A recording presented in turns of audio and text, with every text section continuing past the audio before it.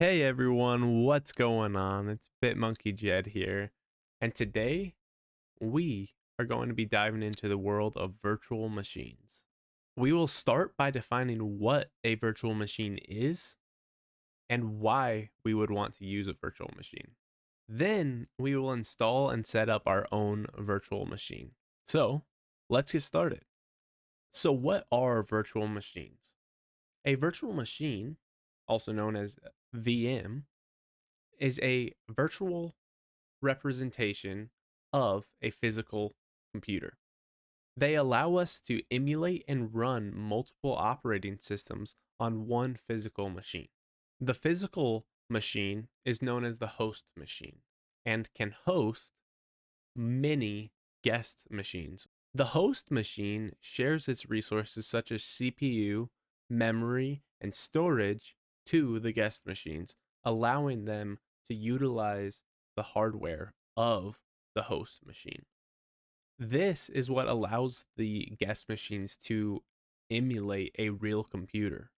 One thing that is important to note is that the guest machines are partitioned or separated away from the main system, which means that the guest machines cannot interfere with the main system or any of the other virtual machines. There's a lot more to virtual machines, but this is a simple overview of what they are. So, why would we want to use one? For one, VMs can act as a sandbox environment, allowing users to play around and try out new operating systems without having to fully dive in and commit to an operating system by installing it on their system and disbanding their old operating systems. Another great use for virtual machines is for testing and development. We have all heard it worked on my machine. I don't know why it doesn't work on yours. But with the virtual machines, it allows us to test our software on different operating systems so that we can ensure that the software works properly. Again, these are just a few use cases, but they set the tone for why you would want to use a virtual machine. For our purposes, we are going to use a virtual machine to dive into the world of Linux and create our own personal development environment. So let's dive right in and start installing VirtualBox. So to get started, we're going to install VirtualBox. VirtualBox is known as a hypervisor. There are two types of hypervisors. Type 1 acts as a lightweight operating system that runs directly on the host's hardware. Usually you see Type 1 hypervisors utilized in servers. A Type 2 hypervisor runs its software on the host machine, just as any other program would. This software acts as a layer for the virtual machine to communicate with the host machine so that it can utilize its resources. We will be using a Type 2 hypervisor known as VirtualBox. So let's get it installed. So to get started, we are going to head to virtualbox.org.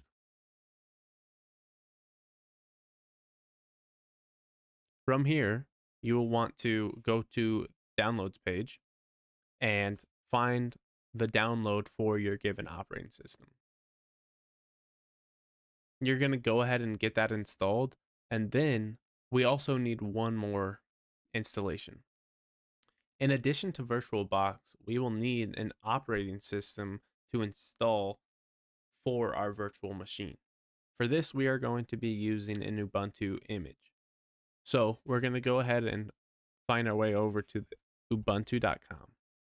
Then navigate over to the downloads tab, head to the Ubuntu desktop, and we're going to be installing the Ubuntu 2204 LTS version. So we're going to hit download, and if it doesn't start downloading, you can click here, but here we go. Go ahead and save that, and I'll get right back to you once everything's done downloading. Now that we have VirtualBox and an Ubuntu ISO or image file installed, let's go ahead and head over to VirtualBox to get our virtual machine set up. So We're going to navigate over to the VirtualBox installation that we just installed. Um, and we're going to launch that. Now, for you, you may have to go through some type of installation prompt. Just follow that through, and once you're done, continue on with me. So, in order to set up our own virtual machine, we need to click the New button. Once we're here, we get to name our virtual machine Bitmonkey VM, and the folder at which we're going to have our virtual machines. And then here is going to be the ISO image. The ISO image is what we just installed. And so we're going to navigate to our downloads, and we're going to click that Ubuntu ISO image that we just installed. Then our type is going to auto populate as Linux, and it shows here Ubuntu 64-bit. I'm going to skip the unattended installation. Here is the hardware. The hardware is where we allow the host machine's hardware to be utilized by the VM. So generally, I like to go with 8 GB of RAM, but you can get as much as you need.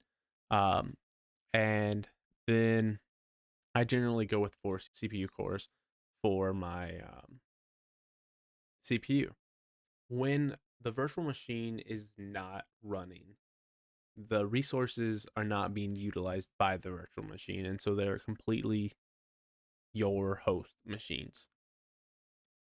So after the hardware, we're going to click on the hard disk, and this is where we're going to um, allocate a specific block of storage for our virtual machine. And generally, it has a default of 25. You can jump up to however much you need, but 25 should do the trick, um, unless you're utilizing it for, you know, your main computer or whatnot. And I generally go with a virtual hard disk. I'm going to click this pre-allocate full size. So now that we're here, we're going to go ahead and click finish. And so I'll meet you guys when it's done. So now we've created our virtual machine with all of the resources that we gave it. So in order to actually get it going, we click start.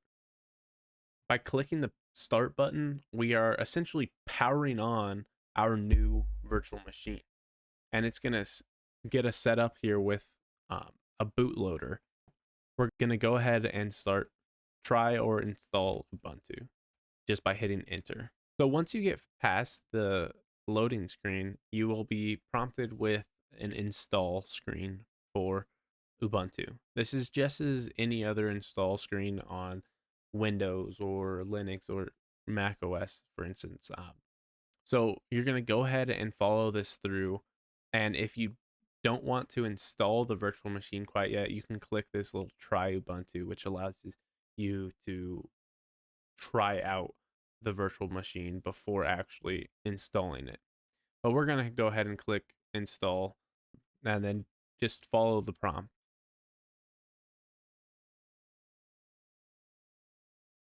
So once we get to here, it's going to say erase disk and install Ubuntu.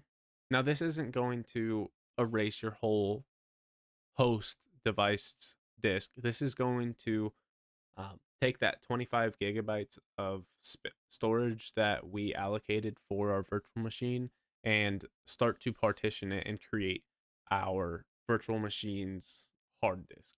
So we're going to go ahead and click the erase disk and install Ubuntu. So now we can click our time zone, and now you're going to create your account's name, username, and password.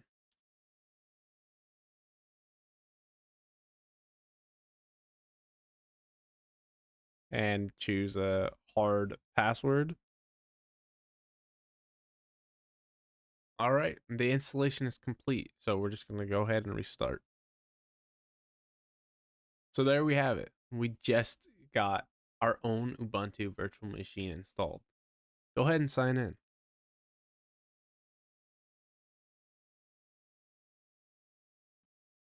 Check that out.